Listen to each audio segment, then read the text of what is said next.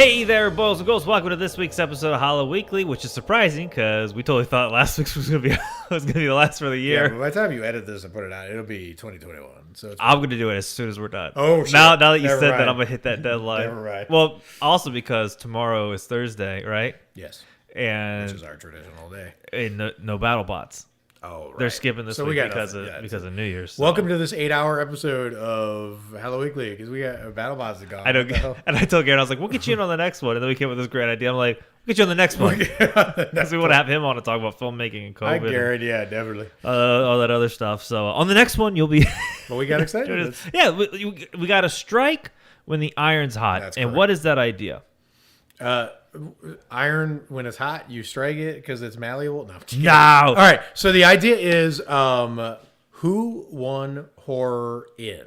Yes. So we're going to hopscotch around different years. We're not going chronologically. We're going to pick a year. Yeah, we'll keep it fresh because I was telling George, if you start with something like the 80s and then by the time you get to like 84, 85, like your brain's in the 80s. And I feel like if you skip around years, We it don't wanna be constantly, trapped in- yeah, it keeps you fresh and you're on your toes with your thinking of like Totally. what was around that year and all that other jazz. And without further ado, this one is who won horror in 1987.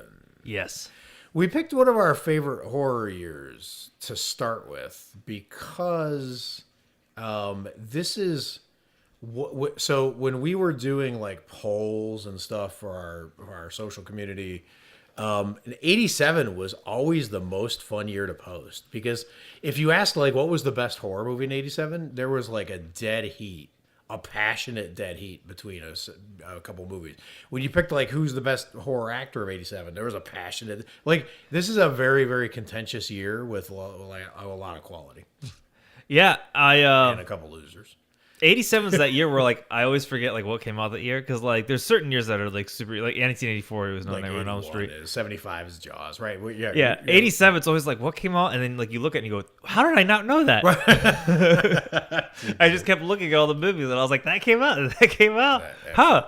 This is interesting. So this is going to be super fun, but let's just let everyone know right now that we're not being orthodox about this. So like No, there there's could be no- some unexpected winners. There could be winners from horror fiction or horror art or horror music, or it doesn't have It's to be just wide open. movies. If there's something that like that person had the best year by far, and it wasn't a actor or director, so be it. We also have in good faith losers Yes, of the year. which probably we shouldn't be using that term anymore because now it's like, and the Oscar goes to right. So what's the alternate term for? No, losers. It's 87. You think they gave a shit about Oh, that's right. We don't have to be. We can do yeah, the rules. when of we the do time. 2020, we'll Right. get real, That's fine. We can do the rules of the time. We That's should right. smoke All right. cigarettes during So this yeah, episode. it's 87. All right, I'm gonna get some cocaine. I'm gonna trade a few stocks, and let's. exactly. And run out on my family. Let's do it. Okay. Well, I don't know how we format this. I mean, this is Let's more of a just- debate, right? yeah. We just jump right in. Well, get our because hands I dirty? think you're not decided. So you said we I need have to a huge piece of discuss some paper in things. front of me. Yeah. Well, it's a normal sized piece of paper with a lot of notes on it. Yes. It's not a comic. I can see coconut oil, so I'm confused. Well, that was. I'm confused No, about that was the list of stuff I needed to get before Christmas because, like, I knew Alex was gonna want popcorn, so I had to get some coconut oil, and then we needed milk for our mac and cheese, tapatio So I can't Doritos. go by that. You're throwing me No, off here. Okay. unless stuffing was invented. Though I do have our last episode on there of our top 5 of the year, though, which is kind of. Well, don't cheat off my list. Cocaine, stock trades. All right. All right. Let's do it. So okay, so I don't have a super defined winner right now because I think there was quite a big one on there. 2 biggest films that come out to me in that year. Yes. Which is funny because it's not going to be what I know you were originally going at. For me, it would have to be Monster Squad, followed by Creepshow 2. Now I like Creepshow 1 more, but Thanks for the Ride, Lady is a really great. Yeah. See, The Raft is great. The Raft is great. The first one where the Native American thing comes to life, which had the dude from Mindhunter in it, which always blows my mind. Holden, Oh shit! but he's like you know Even plays the one who in Hamilton too. He was in this, Hamilton. wasn't he? In Hamilton? No, he wasn't. Holden from Mindhunter wasn't. Oh wait, Holden. No. I'm sorry, not Holden. The other guy. Bill. Oh, the other guy, Bill. Oh, Bill. Bill's in this, but he's the guy who has the long hair that gets chopped off. Right. And it always blows my mind because in Mindhunter, he's got that short, Yeah. he's like 60s. buzzed. Yeah. Totally. So Monster Squad and Creepshow 2 are on there. Now, I feel like those two were going to be one of my winners because I was like, how can they not be? Like, I've watched Monster Squad a shit ton of times. Well, we can't pick a movie as a winner, so you're gonna pick like the director or whatever. Okay, That's fair what I thought. enough. That's fine. I'm not picking Fred Decker, Okay. and for some reason, I do not know the director of Creepshow 2. It's not George Romero, so I just Right. never remember. So I don't. It's Probably just David Fincher. It's right. Yeah, a young up-and-coming actor, David Fincher. But another movie came out in 1987 that I really liked. Yes. Angel Heart. Yes. I know. Yes. Yeah, that was the first wrench that I saw where I was like, well, hold on a Well, minute. I mean, the big wrench is that this is the year of Evil Dead 2 and Elm Street 3. And that was your it's funny, I didn't put either of those. I thought I was gonna do. I mean, Evil Dead 2 is clearly the best horror movie of '87. I would buy it. I would find it, man. I've watched Monster Squad twice as many times as I have Evil Dead 2. Okay, fair enough. But I still, and in my defense, whenever you ask a horror fan which of the original three do you like, Army of Darkness, Evil Dead 1 or 2, I'm always an Evil Dead 1 guy because it was the first one that I saw. Sure. And I have the most memories with that one. So whenever people say Evil Dead 2 is the best, like I totally fucking get it because it is like a great movie. But I always go with Evil Dead 1. So I wasn't going to put that on there. Did you watch them chronologically or did you see Army of Darkness next? After? No, I saw Army of Darkness first. Oh, shit. I jumped right to number 3. Like I just knew. I mean, I've told the story where like I saw the cover and I saw the guy with the chainsaw arm, and I was like, oh, I know who that is. I've seen him in the Game Informer because there was like an Evil Dead. And what year was that? Because that was your era. Right. I was in like 6th grade. Yeah. That's when It was you're like 2000 really discovering horror. 2. Yep. Okay. 2003. Fair enough. So Angel Heart came out that year, which is funny because I. Well, you'll see when we get to our losers. Wait, so can I throw you off real quick? Throw me off. Who won Angel Heart? Well, If you had to pick a person. I would say, Robert De Niro because he was fantastic. I mean, De Niro was only in it for like 12 minutes. Yeah, it was so like Jaws. Mickey Rourke- Bruce is only in Jaws for. True. Mickey Rourke carried that movie. Mickey Rourke's great, but And like he's still alive somehow. if I was gonna give like a best of Mickey Rourke to anyone, I'd give it to him in Sin City. Okay. Fair enough. And Robert De Niro is Robert De Niro. I'm with and you. my losers will So make sense. Alan Parker, who also directed The Wall, Pink Floyd The Wall, he did Angel Heart, which is a bizarre resume. I didn't know that. You might have said that when we watched it. So But I feel like he's probably the winner of that, just because he came from not horror, made a horror masterpiece. Although he did leave. We got to argue about all these things. Okay, I know. Go, keep going. Okay, so then another winner. Okay, so then here's I'm just gonna throw all my lists out there, and then we're gonna debate and help me pick. Okay, because I don't anticipate this episode to be an hour long. So let me just get through this here. So some of the other things that came out that year, Predator came out that year, Yes. and Lost Boys came out that year. Lost Boys came out the year, which I didn't have on there. Which I thought over. I would have put Lost Boys on there over Elm Street 3 and Evil Dead 2, which Okay. is weird. Which is actually goes to one of our potential winners, G. Tom Mack, and Cry Little Sister, because he's always posting in the group about that song. We were just talking about him yesterday. I was like, he always posts about Cry Little Sister, and I was like, he just loves that song. So I jokingly put him as the winner because that movie. So he's in my top tier of winners. G. Tom Mack. Yeah, he's literally in my top tier. Get winners. outta Not here. only is he in my top tier winners, I have a story why he is. I have a defense of it. Get out of here! I Do was you putting want on me to do it there. now, or do you want to wait? Well, let me build my going. whole case here. Yes. So Monster Squad and Predator both had designs from Stan Winston Studios. Oh. So Stan Winston had a good year. Also, Harry and oh my God, what's that Bigfoot movie? Harry and the Harry and the Hendersons With came out Val that year. Scally, right? Came out that year. Okay. That was what Rick Baker says is one of his best makeups that he's ever I've done heard before. that. Yep. Okay. So Rick Baker had an awesome year. Indeed. That year. Prom Night 2 came out, which means I would have given a Back to the Future award to Joe Bob Briggs for showing Prom Night 2, Mary Lou, whatever, giving us one It's of the hard best. to do good horror sequels, and I feel like okay, go ahead, keep going.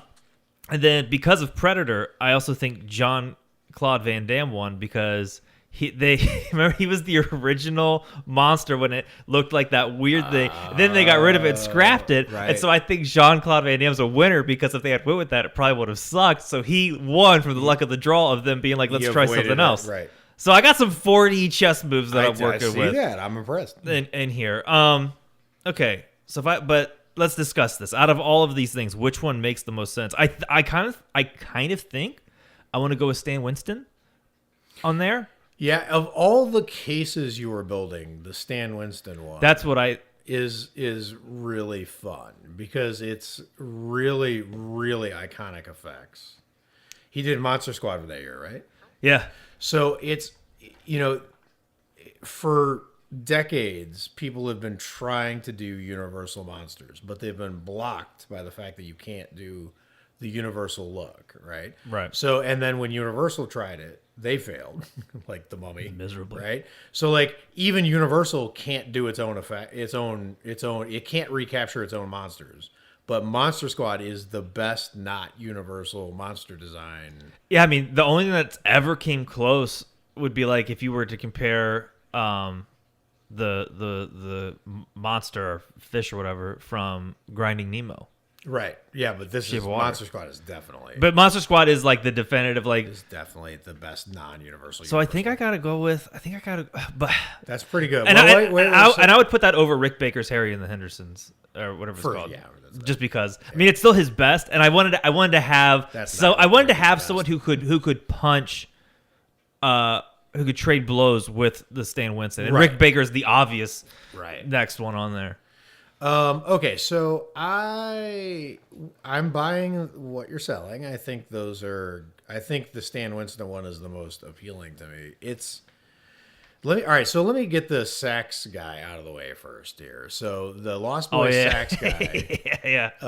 So that's your case, and if you Stan Winston, we'll circle back and see if you have anything. But right now, I got to go up against Stan Winston. Is how I'm feeling about it, which is formidable because those are two great. That's a name. That's a good name. Well, it's a good name, but it's also two great achievements. I mean, Predator and Monster Squad in the same year are pretty fucking impressive. So I feel like I can just cheat and win with Sam Raimi because Evil Dead 2 is like whatever. I feel like the concept of horror sequels won because Oh, you fucker. they're not easy to do, but you have Elm Street 3, which is the best sequel in that franchise. You have Evil Dead 2, which is the best sequel in that franchise, and maybe the best horror sequel of all And Prom time. Night 2, I just handed you. And That Prom was some Night 2 that was some handed me jujitsu. I know that's what made me think of it. Was Prom Night 2 is a really, really underappreciated Yeah, it was a great watch, sequel. especially on the last. I like Drive-In. it better than Prom Night 1. So Never like seen that one. so here's the thing. I think those are all viable. I feel like it's criminal to pick anything. I feel like it would be criminal to pick horror sequels and not just pick Evil Dead 2 because I feel like Evil Dead 2 is carrying all the weight. There. You know what's funny though is giving that award to movies in 1987 when like we really championed like the last batch of good sequels, and it so it seems like it's 1987, and then. Well, I guess we don't have a single year from like these past few years, but the fact that there was a time when horror sequels were actually still pretty good. What like so there must have that's an interesting thing to dive into, like the scale of horror sequels throughout the past like 30, 40 years of like where do they land and if they have like an ebb and flow to them. Because it feels like 'cause I've never actually looked at the data, or it's not really data, we just have these little pieces of paper in front of us. But like thinking of like good horror sequels and when they came out, because it feels like there wasn't a lot of good horror sequels until up recently. But now that I see this, my mind's like, well, maybe we got to dive into this. Right. Well, yeah, I think that's true, but I think like it's not an idea of it's not the best year of horror sequels ever. Right. They're good horror sequels, but it's not the best. So if you're going to give out that award, I feel like you got to give it out on the best year, and this wasn't the best year. So I feel like I'm still back to Evil Dead 2. But let me backtrack a little bit.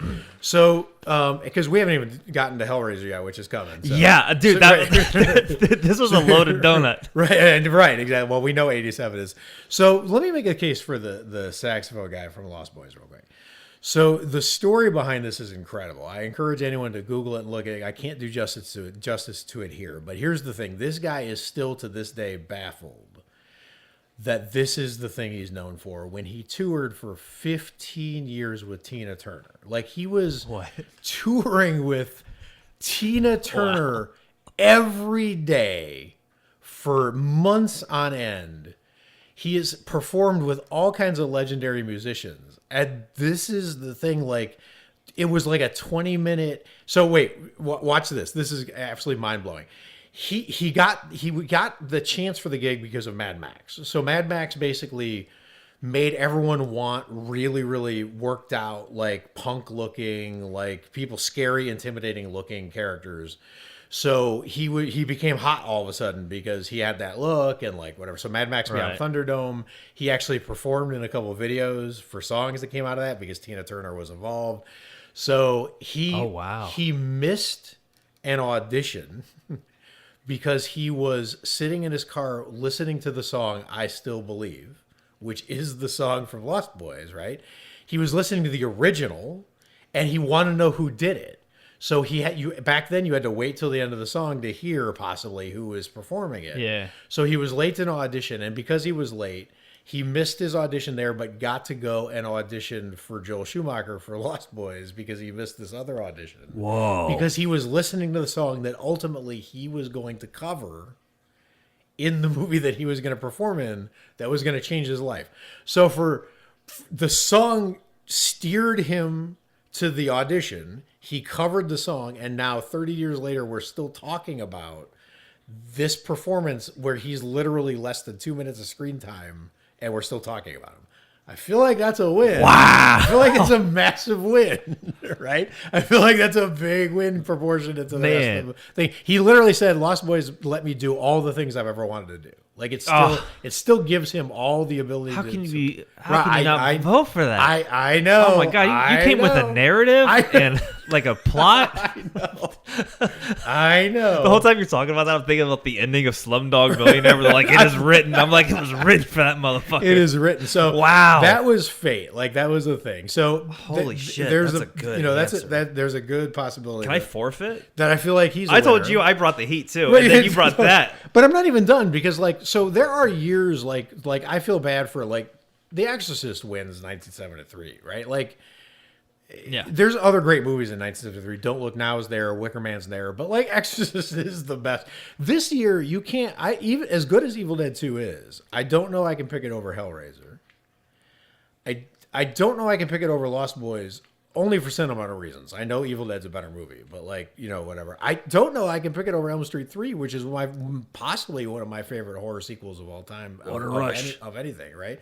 So there's a lot of going on there, right? I also feel like anyone with an addiction problem might have won 1987 because even though it was the height of the consumption addiction like era or like whatever, I'm telling you, there are two things that always stuck with me when it came to how people dealt with addiction that I could never get out of my mind, right?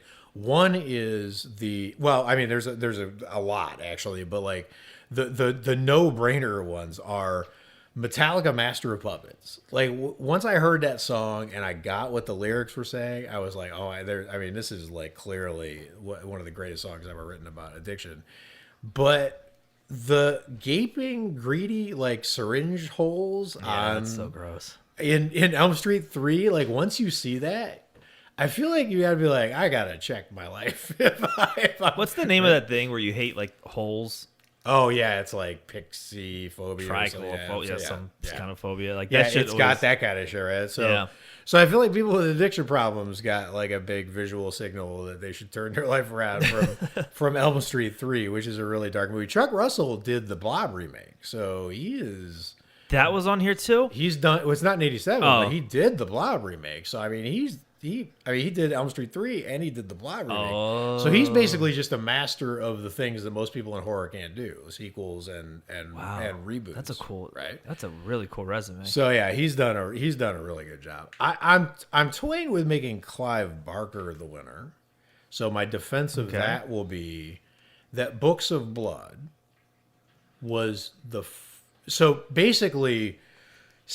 So I was around in '87, and let me tell you, in horror, it basically was like Stephen King and the whole rest of the horror genre was prostrate before him, like he was truly an unstoppable god in 1987, right? So like everyone just assumed Stephen King owns horror, nothing, like whatever. And then Clive Barker came around, and he was the first time I remember thinking, maybe there's something after Stephen King. Maybe there's something just as good as Stephen King. Right. Maybe he's got a rival, right? Like, and to come out with Books of Blood, which was the only book of short horror fiction that I felt like had the heft and quality to take on Stephen King likes toe to toe. Not Stephen King was fully supportive of Clive Barker, so it's not like Yeah, I've always seen like those quotes of him. He's that like, quote. I've seen the future of horror. Yeah, right? yeah. So it's not, and Stephen King's a really supportive guy in general. So it's not like they were rivals per se, but Clive Barker shows up.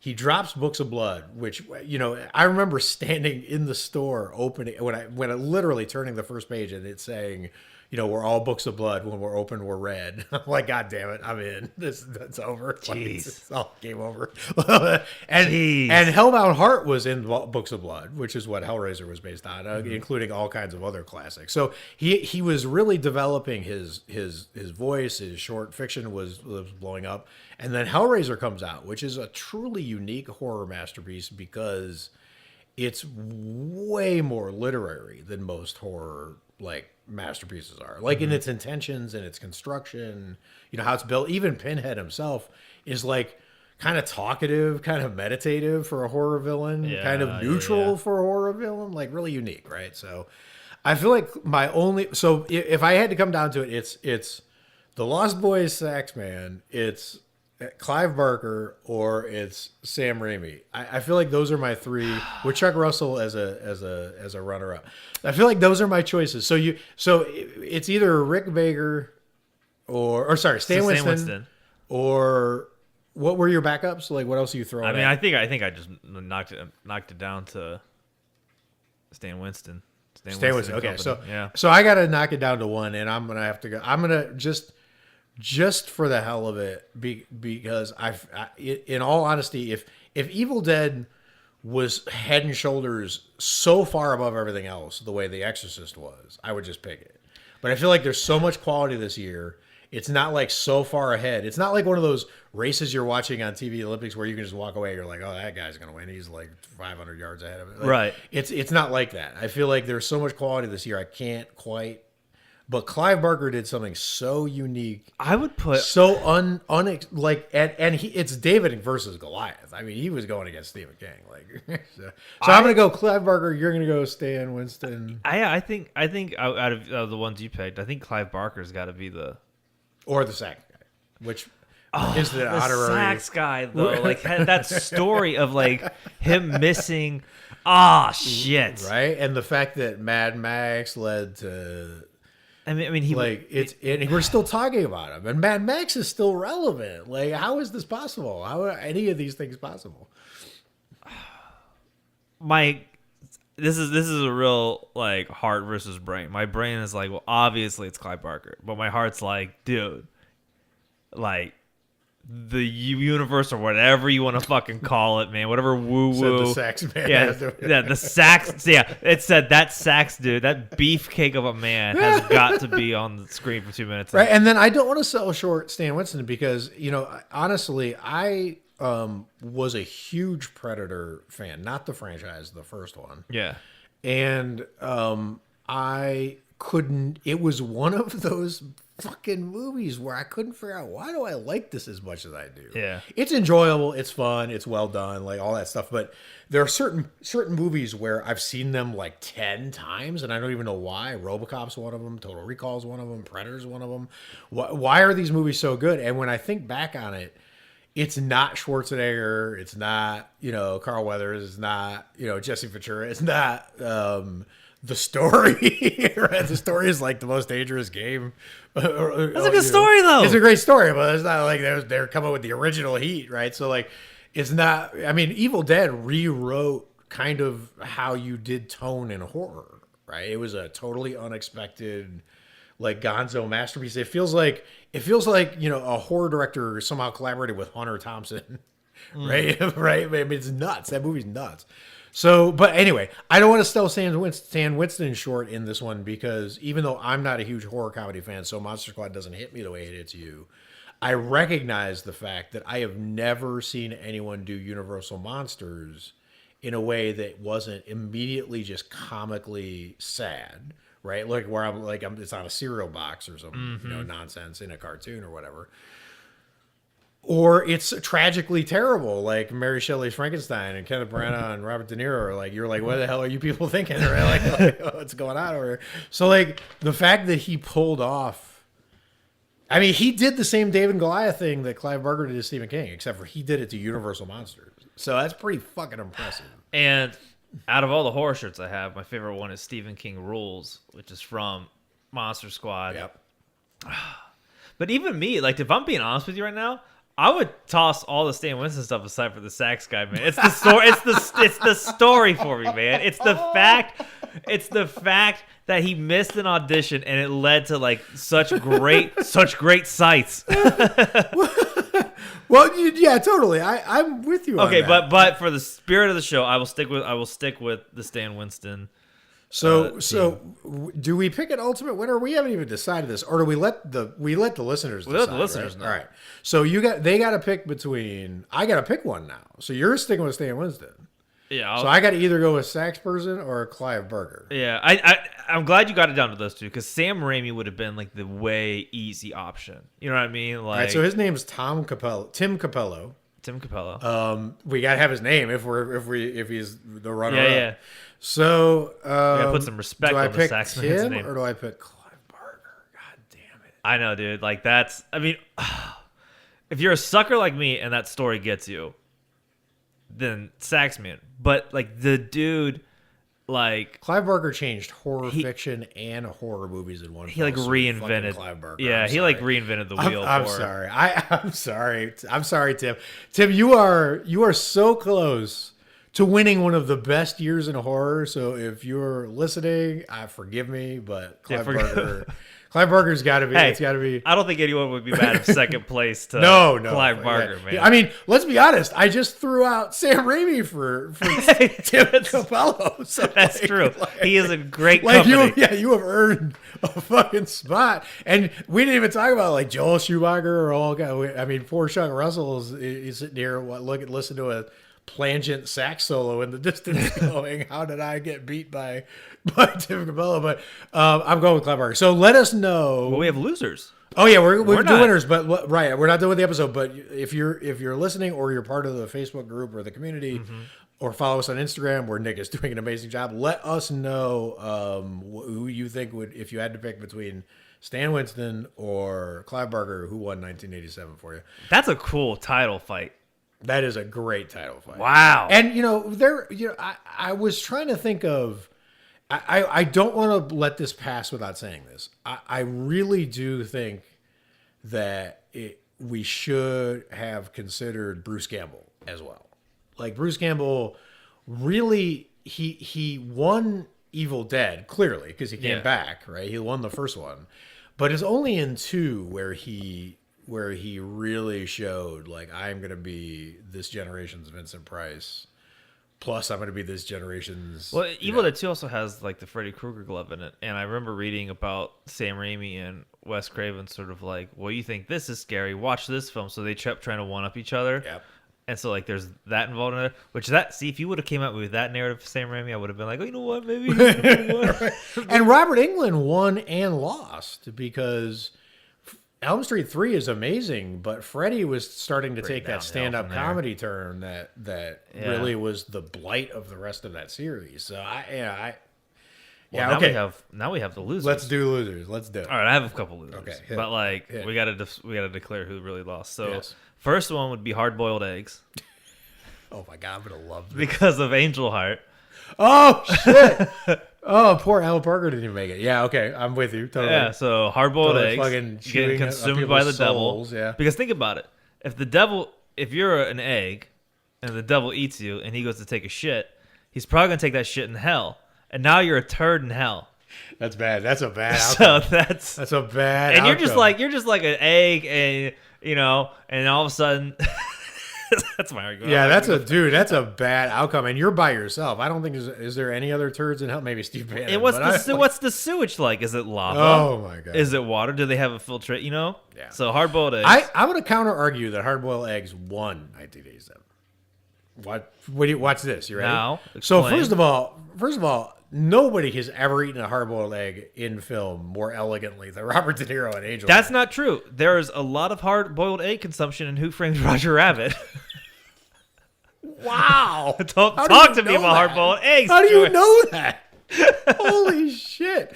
But Continue. and then also Robert De Niro's the explanation for why he's eating it is that eggs represent the soul. I mean, that food represents the soul. I didn't. Wow. That's a pretty impressive. Imagine being an egg and someone's like, you represent soul, and you're like, get out of here. Are you serious? Chickens lost 1987. Pixar's gonna make a whole because movie about me. Chickens got ruined by Angel Heart. Chickens are my loser for 1987. Oh, yeah, they had to sacrifice They them. had sacrificed. They were gross, and Mickey Rourke was afraid of them, and he was so convincingly afraid of them that like, I think I've avoided chickens for a week after that damn movie. Okay, so it could be hard-boiled eggs. That's one of them. I had 3 losers. Second one would be Nerds, because Predator came out, and after that, all they wanted to do was be jacked like Arnold and Co. And they're never gonna like reach it. So Unless they play saxophone. yeah, unless they play saxophone. Right. Maybe you're onto something. So Nerds, because they want to be jacked like I'm Arnold. with you. Even though he was around before that, it's just Predator was just a total beefcake movie. Everyone, because it has that that thing where they're like Dylan, and then like he sees when they shake and goes to the biceps. It's true. This is true. And then the last loser for 1987 is me, because Moonstruck came out that year, Oh. and my mom made Alex and I watch it on like New Year's Day, like a few years back, and that movie is boring as snot, dude. I feel so sorry. That movie, it's one of those movies where like, you know, like my mom loves it, so like you Oh got. my god! Even like, the poster makes me sleepy. yeah, it's like Cher and the Moon. Yeah. Yeah, it's just not good. I mean, I'm sure people. I mean, I know my mom likes it, but like, it's just me and Alex were so fucking bored. And I love Cher's. I think Cher's awesome. But, Cher was great in Mask. but me, I wasn't even born yet, and I lost. so those are my 3. I think I'll go with hard-boiled eggs, though. That seems like the. That's fair. All right. My loser for 1987 is Irony. So, Ooh, this is gonna be good. Irony. So, one of the really quiet, wonderful movies of 1987 that I always forget exists. And I swear I lived the time where, you know, you would randomly, you know, go through TV. You didn't have the control you have now. You didn't have like streaming. It's like that big fat accessibility. remote. Yeah, right. So like you just got what the networks gave you, right? So this movie never aired ever. For some reason, it never aired. For some reason, the movie Delivering Gods decided to show me Beastmaster 1,100 times, but never this movie. And this movie is wonderful. It stars Kyle MacLachlan. It's sci-fi action. It's sci-fi action horror. It's a great movie. Great beginning. It's not the most horror movie ever, but it is a fantastic movie, and it is called The Hidden. And I can never find it. And it came out that year. Yeah, it came out that year, and no one remembers that movie exists, and it's called The Hidden. Well, there you go. Irony. Yeah. No. Irony, like, took this movie and was like, you want to call it The Hidden? Fine. Fuck you then. No one's ever going to see it or talk about it or hear about it. I will say, though, winners, Yes. Kyle MacLachlan, his TikTok is great. It's just him promoting his bear wine. There are so few celebrities that age that for some reason are good at social media. We could do this right now. Anthony Hopkins, Yeah. amazing at social media. His is great. Right? He posts his Barbara crazy Crampton, videos. amazing at Hers is good. social media. Who else is good at social media? Bruce Campbell, amazing at social media. Bruce Campbell's is really good. Sam Neill is inexplicably good at social media, but by the opposite of trying. His is good. He's not. I don't know how old Tom Morello is, but I just shared his post, and he's got some spicy memes up there, Totally. so I give it to him. Totally. I mean, that's a good list. And Kyle MacLachlan, man, he is when he does like live tweets of Twin Peaks events, nobody is better. He's like really good. accessible, smart, funny, but not too serious about it. Like he is the perfect. He's literally Dale Cooper. He's the Dale Cooper of Dale Coopers. Yeah, he better be. He's got it down. He's got it down pretty good. Hey man, he wasn't even Dale Cooper last time I saw him. All right, he so was like Jim or something. That's Dougie. Well, no, he wasn't Dougie. He was the depressing version of himself. Remember, he disarmed all the guys. Oh, the long, put their guns in the fryer, long hair. and then went and oh, that's right. Yeah, and then went and he was like, "You should leave. Those bullets." Yeah, he was not like himself anymore. So whatever. That's true. But he's still Dale Cooper to me. So we have Stan Winston and Clive Barker going Clive head to Barker. head, and then for losers we have Hard Boiled Eggs and Irony. That sounds like we also take this. that very sounds like a seriously. Smashing Pumpkins album. Hard boiled eggs and irony. Hard boiled eggs. No, it would be like Hard Boiled Eggs and the Infinite Irony. The infinite, They'd have to yeah. add some pretentious. The infinite irony of the lonely moon. And it's got to have some like George Lumiere like album cover. Oh yeah, it's got to have the moon guy with the rockets. Yeah, Trip to the Moon. Yeah, fuck. George Méliès or something like that. Fuck yeah. Oh, that's okay. Well, let us know who won. Yeah, who won?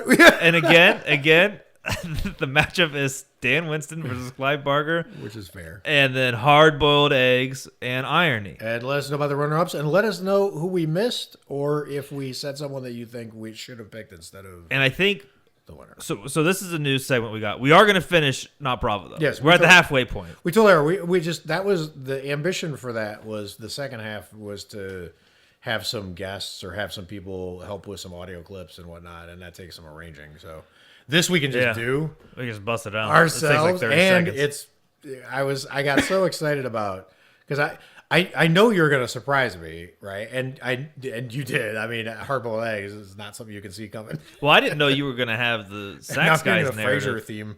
Hey baby, right here. That's tossed salad. That's scrambled eggs. Oh, damn it. Not hard boiled eggs. No, but yeah, go back and watch that scene. I think there's a scene in Who Framed Roger Rabbit where someone's just stuffing hard boiled eggs. As Oh, well. it's odd. And then I think they like squeeze his face and they go shooting out. It's an event. Sounds disgusting, and it sounds familiar. Yeah. So let us know who won. I'll probably post this in the Facebook group and on Instagram. Or if you haven't given us a review, which is crazy. I looked at our listenership on iTunes because there's like thousands of fucking places to get analytics. And I was looking at iTunes, and like most of the people who follow us are like subscribed to the show, which is like awesome. I don't know what that means for us though, because Which like we totally iTunes is appreciate super that. in the dark, but it's great. Yep. And so there's some people who haven't done a review. And if you want a New Year, New You, Ooh. give yourself New Year, New You. What an Leave easy a New review. Year's resolution. That's what it is. Review Hello Weekly, and now you can just do it. And then that's that. And then that's a And kept then that's done. resolution. And you got momentum And you can just walk away. going into 2021. Go into 2021, you get your shot and live and be and happy. congratulations to anyone who's listening to this. You made it. That's a good thing. We're very proud of you. Yeah. And Hopefully proud of you're ourselves. listening to this Let's indoors. just keep the momentum going. All right, not like those Orange County, No. the Florida, Yeah, don't leave the us a Florida of review. California. Yeah, don't leave us a review. All right, till next time, stay scary, watch a bunch of horror movies. Bye. Bye.